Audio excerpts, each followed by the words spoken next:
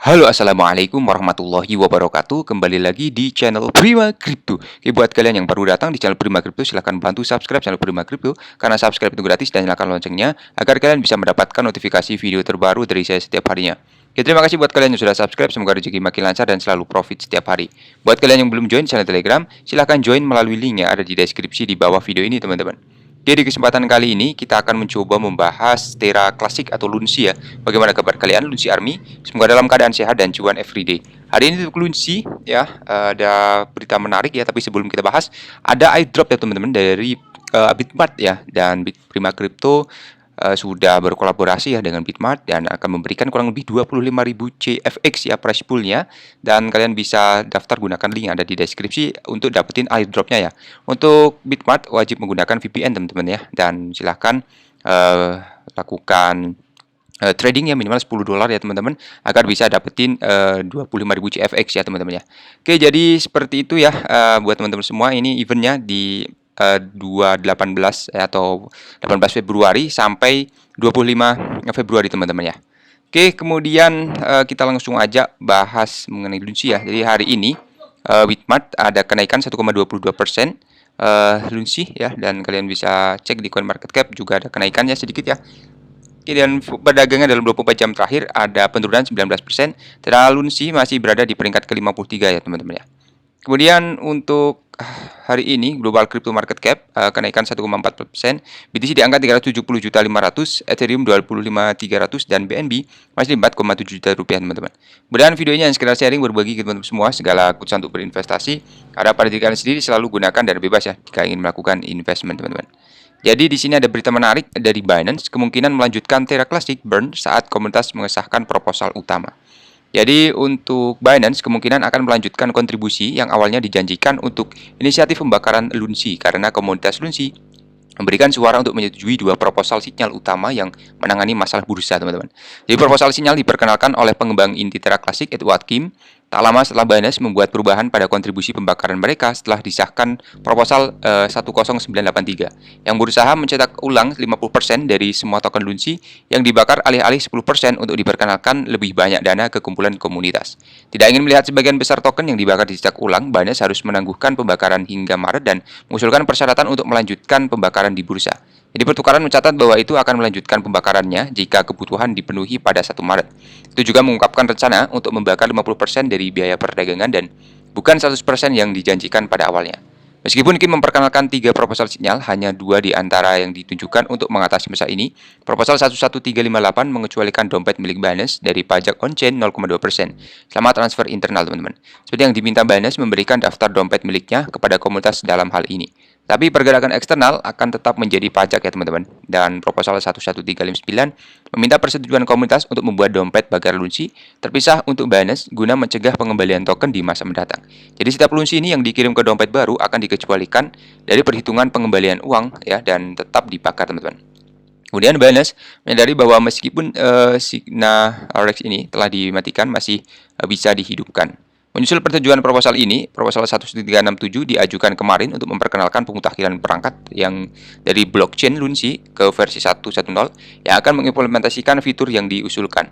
Jadi proposal akan berakhir dalam 6 hari dan sejauh ini setiap validator yang memberikan suara telah memberikan jawaban ya teman-teman ya. Kemudian di sini untuk negara Irak akan mengizinkan perdagangan China dan diselesaikan dalam yuan teman-teman. Jadi Bank Sentral Irak menyebutkan rencana untuk melanjutkan perdagangan dari China dan menyelesaikan perdagangan dalam yuan. Perdagangan internasional terutama didominasi oleh dolar. Dalam pernyataan baru-baru ini yang diberikan kepada Reuters, Bank Sentral Irak menyatakan akan mengizinkan perdagangan diselesaikan dalam yuan ya. Jadi bulan lalu, Menteri Keuangan Arab Saudi menyatakan kesediaan negara untuk menyelesaikan perdagangan dalam mata uang selain dolar. Pernyataan Bank Sentral Irak mengungkapkan visi meningkatkan akses ke mata uang asing teman-teman. Jadi ini adalah pertama kalinya impor akan dibiayai dari China dalam yuan karena impor Irak dari China hanya dibiayai dalam dolar Amerika Serikat. China telah mengalami gejolak ekonomi selama beberapa tahun terakhir karena pandemi COVID-19 dan akibatnya sebuah artikel Bloomberg baru-baru ini juga mengungkap bahwa People Bank of China menyuntikkan hampir 92 miliar dolar ya ke pasar. Jadi China mengambil kursi belakang dalam hal adopsi kripto dengan melarang penambangan dan perdagangan kripto. Beberapa analis juga mulai berspekulasi tentang pasar bull kripto lainnya karena uang China sedang digunakan ke pasar. Ini telah terlihat karena ada keuntungan penting dari kripto yang berbasis di China termasuk CoinFlow, Flamingo, dan Neo, teman-teman. Kemudian di sini tambahan lagi dari Google Cloud bermitra dengan blockchain untuk mengembangkan teknologi Web3, teman-teman. Jadi untuk komputasi awan Google telah menambahkan string dan haluan Web3-nya dengan kemitraan baru untuk melihatnya menjadi validator jaringan di blockchain. Pada 22 Februari, Tezos, sebuah yayasan nirlaba yang mendukung blockchain, mengumumkan telah bekerja sama dengan Google Cloud yang akan memungkinkan pelanggan bisnis komputasi awan untuk menyebarkan node Tezos dan mengembangkan aplikasi Web3 di blockchain. Jadi Tezos adalah platform kontrak pintar berbasis blockchain yang digunakan untuk menjalankan aplikasi terdesentralisasi, teman-teman. Mirip dengan Ethereum, Cardano, dan lainnya, perusahaan yang telah menggunakan Tezos termasuk raksasa game Ubisoft dan Departemen Kendaraan Bermotor California, teman-teman.